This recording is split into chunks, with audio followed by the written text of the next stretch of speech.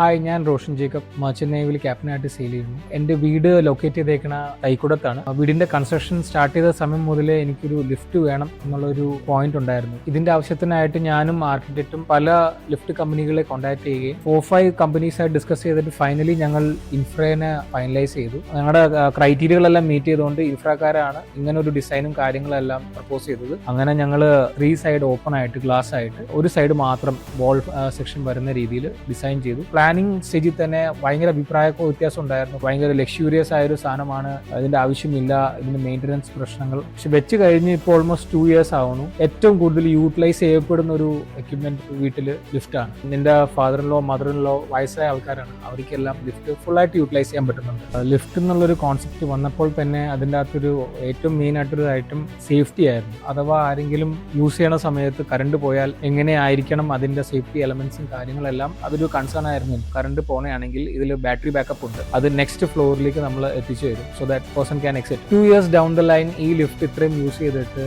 I highly recommend Infra to all my friends and every one who's thinking of putting a lift. എല്ലാം കൊണ്ടും ഞാൻ വളരെ ഹാപ്പിയാണ്.